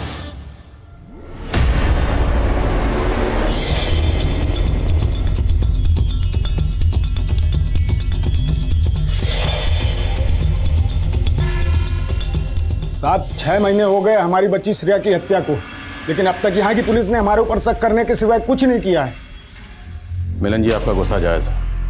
मैं आप लोगों की हालत समझ सकता हूँ। अब ये केस हम हैंडल कर रहे हैं। हमें एक बात पता चली, जिस दिन आपकी बेटी श्रेया का कत्ल हुआ उसी दिन उसकी क्लास की एक बच्ची गायब हुई, खुशी विश्वकर्मा। खुशी विश्वकर्मा? सर, उसने तो श्रेया की जान लेने की भी कोशिश की थी। सर, उसी ने हत्या की है मेरी बेटी की।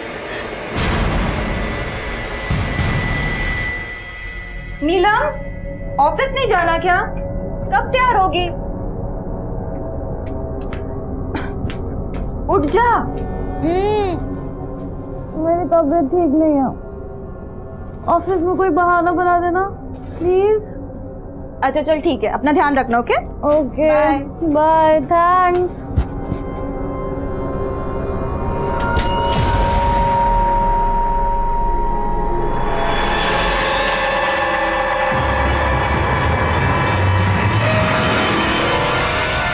हेलो, हाँ वो चली गई।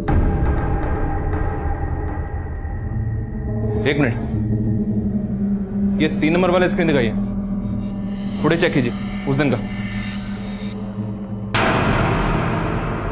फुटेज में साफ दिख रहा है सर कि उस दिन खुशी स्कूल आई थी, लेकिन खुशी ने यूनिफॉर्म नहीं पहनी। लेकिन सर एक बात तो पक्की है, उस दिन जरूर स्कूल में ऐसा कुछ हुआ था जिससे खुशी और श्रेया दोनों जुड़े। सर, स्वीपर प्रकाश कुमार का पता चल गया है। निकाल लो उस चूहे को बिल से। जी सर।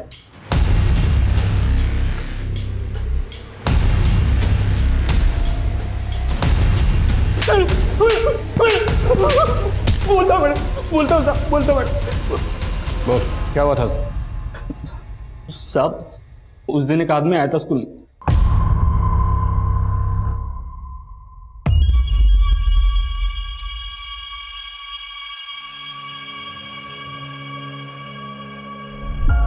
ओ भाई ये आओ। क्या हुआ? अरे गेट खोल दो, उस स्कूल का कुछ सामान आया है, वो रखना है। भाई ये गेट तो नहीं खुलेगा, और कोई देख लेगा ना तो हमें डांटेगा। सामने से आइए, जाओ। अच्छा सुनो,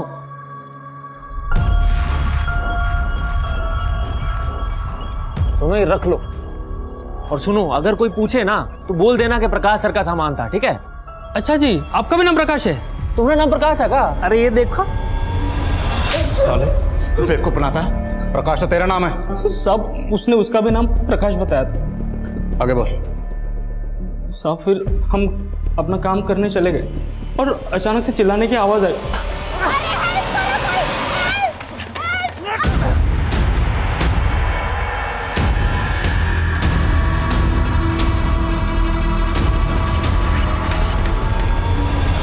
गाड़ी कौन सी थी? नंबर क्या था? साहब नंबर तो नहीं देख पाए साहब। रंग तो याद होगा? साहब मरून ब्राउन कलर का ऐसा कुछ टेम्पो था साहब। साहब हम बहुत डर गए थे क्योंकि पुलिस आई और ताला और चाबी के बारे में पूछने लगी। इससे पहले हमसे कुछ पूछती तो हम वहाँ से भाग निकले साहब। वो जो आदमी उस दिन स्कूल में आया था, उसका स्केच बनवा सकते हो? जी सर, बनवा सकता हूँ। इस टेम्पो वाले प्रकाश का स्केच तैयार होती सारे ट्रांसपोर्टर उसको दिखाओ। जानना, ये प्रकाश मुझे जल्द से जल्द लॉकअप में चाहिए। सर क्या खुशी ने श्रेया को मारने की कोशिश की?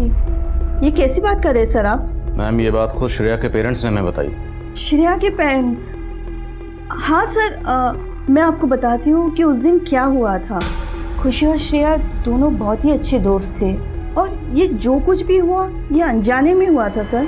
श्रेया ये ले आइसक्रीम। हाँ नहीं, हम नहीं खाएंगे।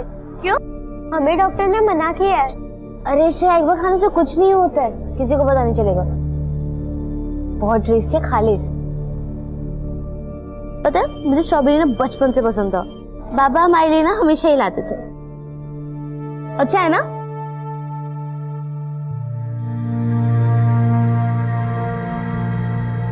क्या हुआ तुझे?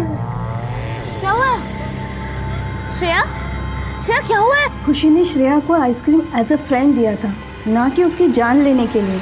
ये बात श्रेया और खुशी दोनों ने कंफर्म किया था, लेकिन ये बात कोई नहीं समझा, खुद श्रेया के पेरेंट्स भी नहीं। ये लड़की हमारी बच्ची की जान लेना चाहती है। वो तो यही कह रहे थे कि खुशी ने श्रेया को मारने की कोशिश की, इसलिए मैनेजमेंट ने दबाव में आकर खुशी को 1 हफ्ते के लिए सस्पेंड किया। उस दिन के बाद फिर खुशी कभी स्कूल नहीं आई सर। अगर खुशी को 1 हफ्ते के लिए सस्पेंड किया गया था तो इतने अरसे तक स्कूल क्यों नहीं आई? शायद उस दिन उसकी बेइज्जती हुई थी, इस वजह से वो स्कूल नहीं आई। और दूसरा रीज़न ये भी है कि खुशी ने काफ़ी महीनों तक अपनी स्कूल की फीस भी नहीं भरी थी। तो फिर खुशी उसी दिन स्कूल क्यों आई जिस दिन श्रेया का कत्ल हुआ? सर कोई आइडिया नहीं है मुझे।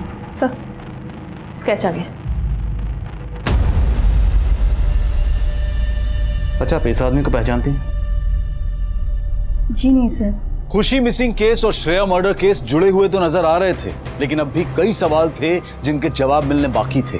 क्राइम ब्रांच इस केस से जुड़े हर एंगल को बारीकी से स्कैन कर रही थी, लेकिन अब तक उन्हें कोई सफलता नहीं मिली थी। और आखिरकार बहुत कोशिशों के बाद क्राइम ब्रांच खुशी के दादा जगमोहन को ट्रेस करने में कामयाब हो पाई। आप लोगों ने पहले ही हमारा साथ दिया होता तो आज हमारी खुशी हमारे पास हो। हम पता लगा रहे हैं, बहुत जल्द ढूंढ लेंगे। आप ये बताइए कि जिस दिन खुशी गायब हुई उस दिन आपने उसके स्कूल में पता किया? स्कूल में क्या पूछते? वो तो कई महीनों से स्कूल गई ही नहीं। लेकिन उस दिन वो स्कूल गई थी और उसी दिन श्रेया का मर्डर हुआ। कहना क्या चाहते हैं आप? जगमोहन जी, मैं जो कह रहा हूं उसे शांति से सुनिएगा। श्रेया के घर वालों को ऐसा लगता है कि खुशी के स्कूल छोड़ने से कुछ महीने पहले खुशी ने श्रेया को मारने की कोशिश की थी। आइसक्रीम खिलाना जान से मारना होता है क्या? 14 साल की है खुशी और आपने उनकी बात पर विश्वास कर लिया? हम सिर्फ सबूत पर विश्वास करते हैं। हमें तो यह भी पता चला कि आपके ऊपर अपनी बेटे और बहू को मारने का इल्जाम भी लगा हुआ। ये सच है कि हमारे बेटे का मनमुटाव चल रहा था, इसीलिए वो अपनी पत्नी और बच्ची को लेकर हमारा घर छोड़ के चला गया? हम सामान लेके बाहर जा रहे हैं, आ जाइएगा।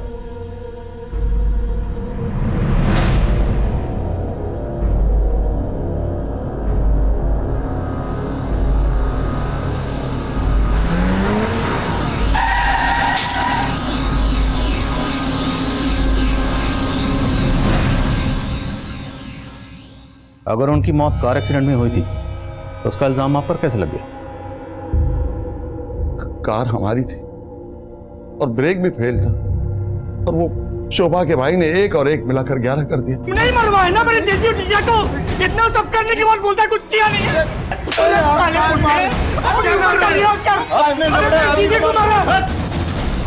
ये कैसा एक्सीडेंट था जिसमें आपका बेटा और बहू दोनों मारे गए और पोती बच गई? नहीं, हमारी पोती भी उनके साथ मर गई थी।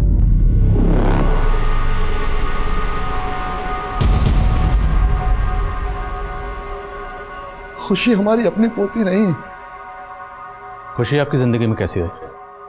हम तो यही मानते हैं सर कि भगवान ने खुशी को हमारी बिखरी हुई जिंदगी में खुशी लौटाने के लिए भेजा था। जब से पैदा हुई है ना, जीना हराम कर दिया मेरा। खाना गिरेगी तू, खाना गिरेगी नीचे। हमारे घर के सामने एक किराएदार रहता था, उसकी बेटी थी खुशी, लेकिन उसे खुशी से नफरत छोड़ के चले जाएंगे अंदर तुझे। रतन, काहे को डांट रहा अरे लड़की को? चाचा आप मत बोलिए बीच में। खुशी की गलती सिर्फ इतनी थी कि वो एक लड़की थी, उसके बाप को लड़का चाहिए था। और फिर एक रात खुशी बाहर खड़ी रो रही थी, दरवाजे पर ताला लगा हुआ। हम खुशी को अपने घर ले आए कि उसका बाप आएगा, उसको लेकर जाएगा, लेकिन उसका बाप कभी लौट कर आया ही नहीं, क्योंकि उसको खुशी की जरूरत ही नहीं थी। उसके बाद हम कभी अकेले थे ही नहीं। खुशी को हमने अपनी पोती बना लिया, अपनी जान बना लिया। आप खुशी को कैसे भी ढूंढ के ले आइए साहब। हम खुशी को जल्द से जल्द ढूंढ निकालेंगे, अब बेफिक्र रहिए। सर, ये जगमोहन जी की कहानी तो इमोशनल है, पर मुझे अभी एक डाउट है। क्या? सर, इनकी माली हालत काफी खराब है, ऊपर से इनकम का भी कोई सोर्स नहीं है। खुशी की स्कूल फीस भी पिछले कई महीनों से बकाए थी। कहीं ऐसा तो नहीं जगमोहन जी ने खुशी का सौदा कर दिया हो? नहीं, तो फिर श्रेया का मर्डर क्यों किया गया? अगर खुशी का सौदा किया गया है तो श्रेया का भी किया जा सकता था। और खुशी पिछले 6 महीने से स्कूल नहीं गई, उसी दिन स्कूल क्यों गई? और जहाँ तक पैसों का सवाल है, वो तो जगमोहन जी इस प्रॉपर्टी को बेच के भी हासिल कर सकते थे। चंदन, मुझे लगता है मामला कुछ और है। हाँ रोशनी, बोलो। सर, एक आदमी मिला है जिसने टेम्पो वाले प्रकाश को स्केच से पहचान लिया है। हम ड्राइवर हैं साहब, और कुछ महीना पहले ये आदमी हमारे पास आया था। ट्रक तुम्हारा है का? सेठ का है भैया, हम तो ड्राइवर हैं इसके। अच्छा, कितना कमा लेते हो? 18,000 मिल जाता है महीने का। हम 25,000 देंगे तुमको, हमारे लिए ट्रक चलाओगे? हाँ, काहे नहीं चलाएंगे, जरूर चलाएंगे भैया। ठीक है। अच्छा, तुम्हारा नाम क्या है? हमारा नाम जीतू है। क्या बोले? जीतू, जीतू। अरे अरे कमाल का संजोग है, हमारा नाम भी जीतू है। अच्छा? हाँ। अरे तो आज से जीतू, तुम इस जीतू के लिए ट्रक चलाओगे, ठीक है? हाँ। इसने अपना नाम भी जीतू बताया? जी सर, और उसके बाद हम इसका टेम्पो चलाने लगे। ये लीची की सप्लाई करते थे। लीची की सप्लाई?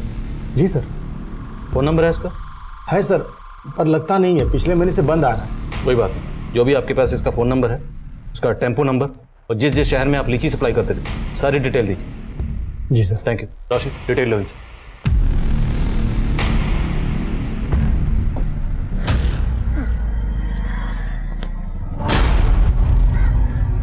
क्या बात है स्मृति, तुम मेरा पीछा कर रही हो? करिश्मा देखो, मैं तुम्हारा पीछा नहीं कर रही हूँ, बहुत जरूरी बात करनी है। मैं जानती हूँ तुम्हारे और नीलम के बीच क्या चल रहा है, बहुत दिनों से नोटिस कर रही हूँ। मेरी मानो, नीलम को छोड़ दो।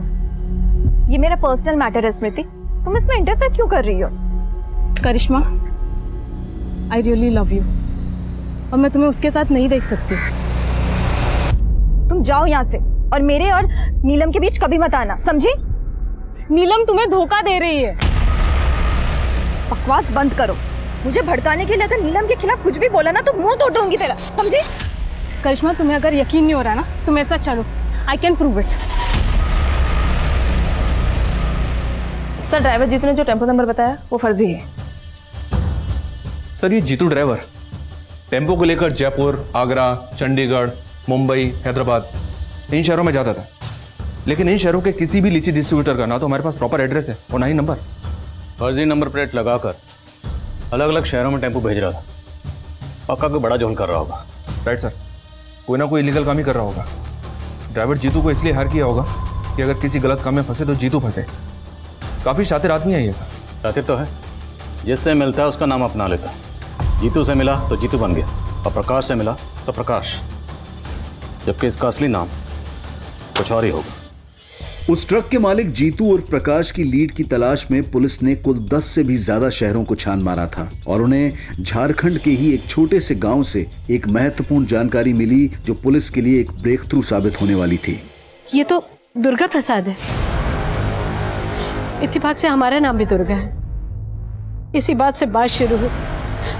4 साल पहले यह हमारे घर आया और हमारी बेटी को शहर लेके गया। लेकिन सर, नीलम ने अपनी माँ से कुछ दिनों पहले कांटेक्ट किया। उसने बताया कि वो मुंबई में एक अच्छी जॉब कर रही है, लेकिन कुछ हफ्तों से सर उसका मोबाइल फिर से बंद आ रहा है। सर, ये नीलम की फोटो। हाँ माँ, हाँ, नौकरी अच्छी मिल गई है, पगार भी बहुत अच्छा है। सर, जब नीलम की अपनी माँ से आखिरी बार बात हुई तब वो मुंबई के सबर्ब मलाड में रह रही थी। सर ये प्रकाश उर्फ जीतू जिन शहरों में अपना टेम्पो बेचता था, वहाँ के सभी पुलिस थानों में मैंने इसका स्केच शेयर किया था। उनमें से चंडीगढ़ पुलिस ने कंफर्म किया है ये लड़कियों का सप्लायर है। गरीब घरों की लड़कियों को बहला फुसला कर शहर लेकर आता है और उन्हें बेच देता है। इस प्रकाश और जीतू तक हमें ये नीलम पहुंचा सकती है। इस नीलम के नंबर की डिटेल्स निकलो, मलाड पुलिस से कांटेक्ट करो, इसे ट्रेस करवाओ। चन्ना सर, मुंबई चलने की तैयारी करो। इस मिस्ट्री वाले ताले की चाबी ये नीलम है।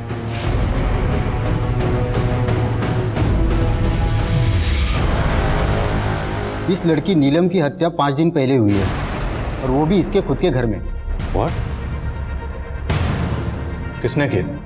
हमने इसके हत्यारों को अरेस्ट किया है। मैं आपको इसकी डिटेल्स देता हूँ। साहब अरे नहीं, कौन है आप और अंदर कैसे चले? खुशी के दादाजी। माफ कीजिएगा साहब, हमसे रहा नहीं गया। जब हमें ये पता चला कि आप लोग खुशी को मुंबई ढूंढने आए तो हम भी खुशी को ढूंढने के लिए मुंबई चले आए। जगमोहन जी, हम खुशी को ढूंढने की पूरी कोशिश कर रहे हैं। जैसे ही खुशी को कुछ पता चलेगा हम खुद आपको इन्फॉर्म करेंगे। साहब आप जल्दी से हमारी पोती को ढूंढ दीजिए। हम अपनी पोती को ढूंढने के लिए कुछ भी कर सकते हैं। बोलो, पहचानती हो इस आदमी को? 4 साल पहले ये आदमी नीलम को यहां लेकर आया था। ध्यान से देखो। सुमित, चलिए, आपको बुलाया।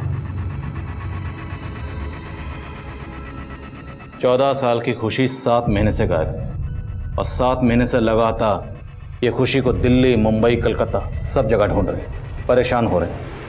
हमें पता चला है कि खुशी को इसी आदमी ने अगवा किया जो नीलम को यहाँ लेकर आया था। अब नीलम तो यहाँ है ना। करिश्मा, अब तुम ही हमारी आखिरी उम्मीद हो। बेटी हमारी मदद करो, हाथ जोड़ते हैं तुम्हें। मैं इस आदमी को नहीं जानती, पर शायद शेखर जानता होगा। कौन शेखर? नीलम का दलाल। ये इंटरव्यू छोड़ और वापस काम पे आ जा, वरना तेरा ये याराना चल रहा है ना, उसका हवाई जहाज बना के उड़ा दूंगा मैं। सब सच बता दूंगा उसे। नीलम मुझे धोखा दे रही थी, प्रॉस्टिट्यूशन करती थी वो। उसने मुझे कभी नहीं बताया कि वो एक धंधे वाली है। और ये बात तुम्हें कैसे पता चली? मैं भी करिश्मा से बहुत प्यार करती थी, लेकिन मेरे और करिश्मा के बीच वो नीलम आ गई थी। और मुझे पता चल गया था कि नीलम करिश्मा की गैर मौजूदगी में उसी के घर में धंधा कर रही थी। करिश्मा, तू इस वक्त बीमार थी ना तुम? ये है तेरी बीमारी? करिश्मा, मैं तुझे सब कुछ बताती हूँ, मेरी बात सुन। मत छू मुझे। करिश्मा, करिश्मा देख, मैं तुझे नहीं छोड़ सकती। प्लीज समझने की कोशिश कर, मैं तुझे सब कुछ बताती हूँ।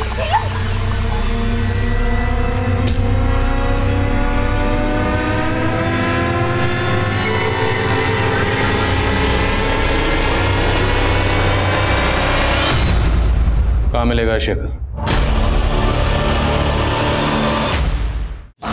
सर, ना इसका नाम जीतू है, ना प्रकाश और ना ही दुर्गा प्रसाद। सर, इसका नाम सुनील है, सुनील दुबे। सर, ये लड़कियों का सप्लायर है। हाँ साहब, अरे हमें झारखंड से लड़कियां लाकर अलग अलग जगह भेजते थे। तो कहा है ना साहब के गरीबी और भूखमरी कुछ भी करवा सकती है, इसलिए हम ऐसे परिवार चुनते थे और उनको काम और पैसे का लालच देते थे और उनको कुछ पैसे देकर लड़कियों को अलग अलग जगह सप्लाई कर देते थे। साहब हम उनको पूरी ट्रेनिंग देते थे, मेकअप, कपड़े, अंग्रेजी बोलना सब सिखाते थे ताकि वो ऐसा हाई क्लास लगे। कभी कभी कुछ लड़कियां भागने की गलती करती थी साहब, फिर उन लड़कियों को ऐसी सजा देते थे कि बाकी की सारी लड़कियां अपने दिमाग से भागने का ख्याल भगा देती थी। तूने खुशी को स्कूल से उठाया था, ये तेरा तरीका नहीं, किस कहने पे उठाया था? बोल बोल बोल, खुशी को किसके कहने पर किडनैप किया? बोल। साहब केशव के। कौन केशव? साहब जगमोहन की बहू शोभा का छोटा भाई केशव। अब केशव को पूरा यकीन था कि जगमोहन बुड्ढे ने ही गाड़ी के ब्रेक फेल करवाए थे।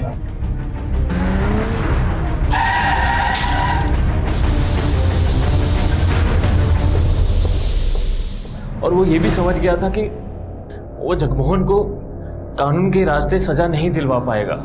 अब इसीलिए उसने हमको फोन किया। खुशी, अरे छोड़ो खुशी, कहाँ ले गई? अरे हेल्प करो कोई, हेल्प हेल्प। सजा दीजिए हमको, सजा दीजिए, लेकिन उससे पहले उस जगमोहन को फांसी पे लटकाइए। वही कातिल अपने बेटे का, हमारी बहन का गुनहगार है वो। नफरत की आंखों से देखेगा ना तो सब कुछ गलत दिखेगा तुझे, समझ में आए? पुलिस ने इस रैकेट में शामिल लोगों की निशानदेही पर नेशनल लेवल पर एक रेस्क्यू ऑपरेशन लॉन्च किया और तकरीबन 2000 से ज्यादा लड़कियों को इस तस्करी के नर्क से बचाया। उनमें से एक लड़की खुशी भी थी। 8 महीने बाद खुशी अपने दादा के पास लौटी।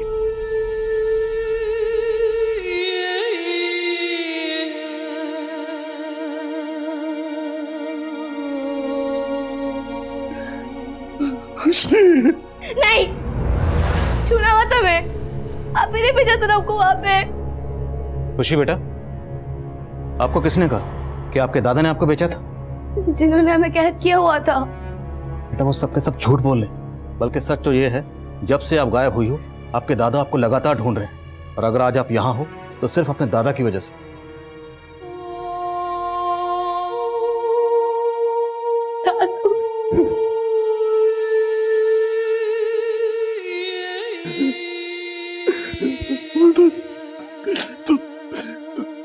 वो दिन स्कूल कहाँ गई थी? श्रेया का ऑपरेशन होने वाला था, हमें पता था उसके बाद हम उससे मिल नहीं पाएंगे। उससे गुड लक बोलने गए थे, लेकिन वहां पे उस आदमी ने हमको पकड़ लिया। लड़कियों की तस्करी के इस रैकेट से जुड़े लोग शायद कभी पकड़े ही नहीं जाते, लेकिन खुशी के दादा जगमोहन ने जो हिम्मत दिखाई, अपनी पोती को घर वापस लाने के लिए जिस तरह वो सिस्टम से जूझते रहे, उन्हीं की बदौलत ये खुशी मिसिंग केस रोशनी में आया और आखिरकार सॉल्व हुआ। मानव तस्करी हमारे समाज का एक घिनौना सच है और इसके पनपने की कई वजह हैं, लेकिन उनमें से सबसे बड़ी वजह है गरीबी। और इस रैकेट को चलाने वाले गिद्ध ये बात अच्छी तरह से जानते हैं। अक्सर पैसे और बेहतर जिंदगी का लालच देकर वो गरीब माँ बाप के बच्चों को अपना शिकार बनाते हैं। अगर मानव तस्करी पर काबू पाना है तो उसके लिए सिर्फ पुलिस और प्रशासन को ही नहीं बल्कि पूरे समाज को आगे आना होगा। हम सबको एक जिम्मेदार और सतर्क नागरिक बनकर इस जुल्म के खिलाफ आवाज उठानी होगी, तभी हमारे बच्चे एक महफूज जिंदगी जी पाएंगे। अब मैं अनूप सोनी आपसे विदा लेता हूं, फिर मुलाकात होगी क्राइम पेट्रोल सतर्क के ब्लैक हेडलाइंस अध्याय में एक और नए केस के साथ। और याद रखें, क्राइम और आपके बीच में सिर्फ इतना फर्क है कि आप कितने सतर्क हैं। सतर्क रहें, सुरक्षित रहें। जय हिंद।